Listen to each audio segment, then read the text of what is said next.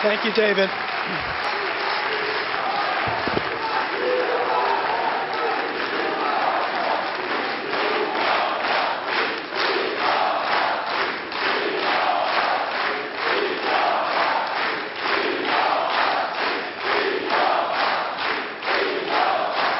Thank you very much.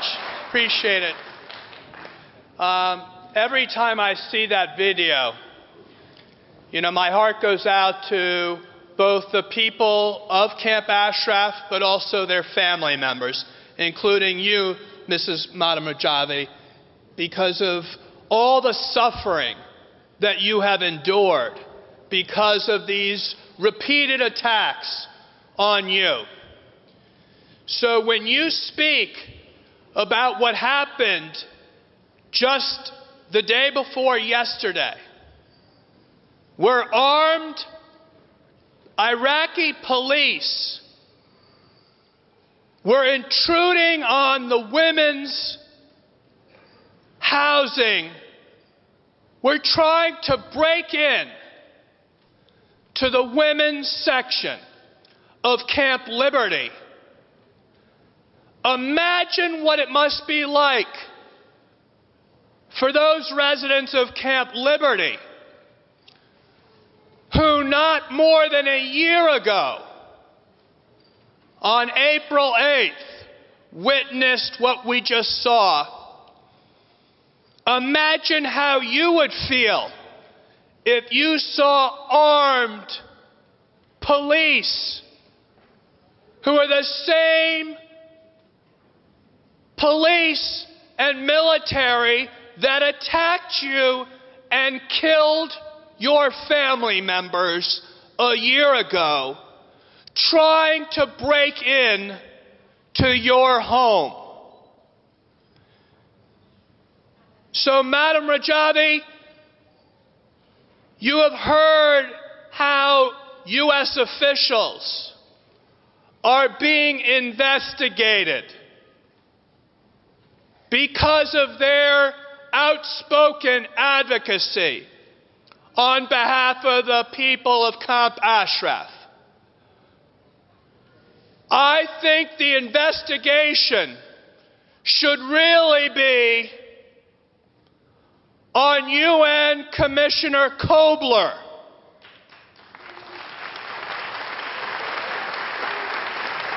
I think the real investigation should not be on Homeland Security Director Rich, Attorney General Mukasey, FBI Director Free. The real investigation needs to be on how it is that the United States, which committed to the protection of the people of Camp Ashraf, could allow this continued harassment, this continued bullying, this continued assault on the people of Camp Ashraf, as now being demonstrated by the way they're being treated in Camp Liberty. That's where the real investigation begins.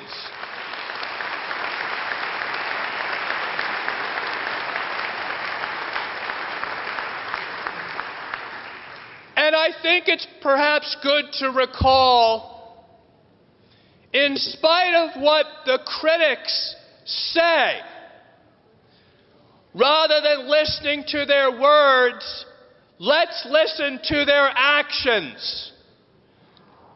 Remember when the Iraqi regime of Nouri al-Maliki said to Secretary Gates just before the attack in July of 2009 that the people were safe. And then what happened? The Iraqi military attacked. Remember when the Iraqi regime met with other U.S. officials and Secretary Gates just prior to the attack on April 8th of 2011. They said "Don't worry, the people will be safe," only to be followed by an attack and a massacre of the people of Camp Ashraf. So, Madam Rajavi, I can understand families of the people of Camp Ashraf. I can understand how you might not want to believe Martin Kobler when he says, "Don't worry, it's going to be all right." Because you said that before, and there was a massacre in 2009 of July. You said that before, and then there was a massacre of April 8th, 2011. So pardon me, Mr. Kobler, pardon me for not believing your words anymore.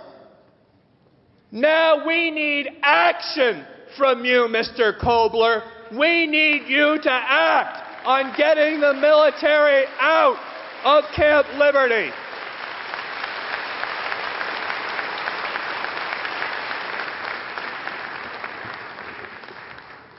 We also need to make sure that we don't hear more words from the United States about how they would like to see a nuclear-free Iran. If they really believe what they're saying, then why don't they delist the PMOI MEK and allow the main opposition group, which is committed to a nuclear-free Iran, to be able to organize and overthrow the mullahs in Iran?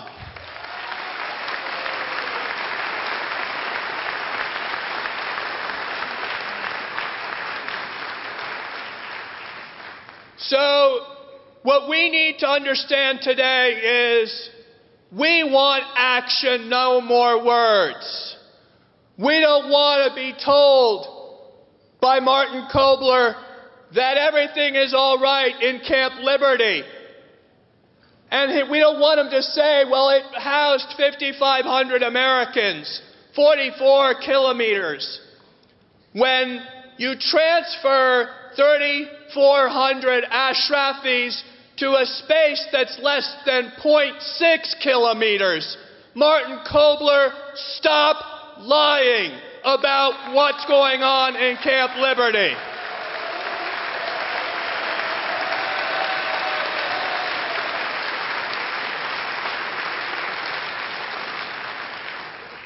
And the easiest way for the State Department to do what it says it wants to do is to delist, because at the end of the day, you will never have the rest of the world be able to open the arms of refugees if they're still being called terrorists.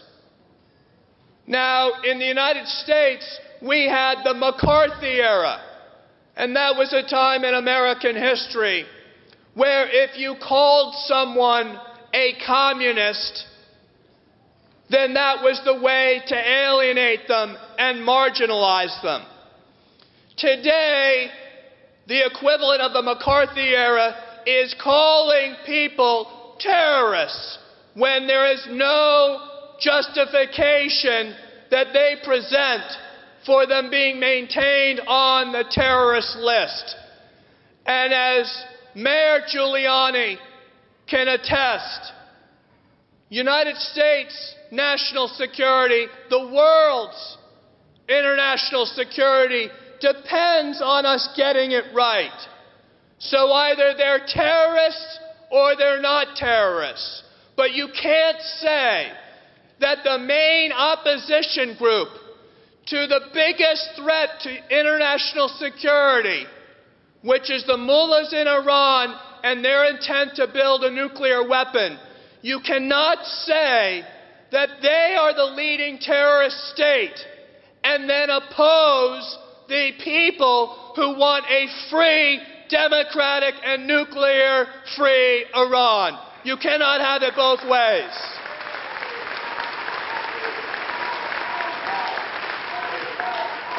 So,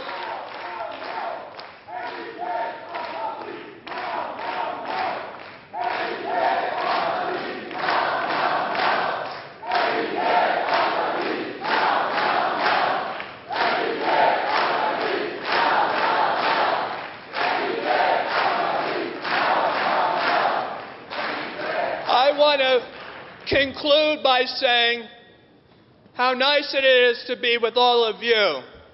But I know all of our thoughts are with the people in Camp Liberty who are being treated as prisoners, not as refugees.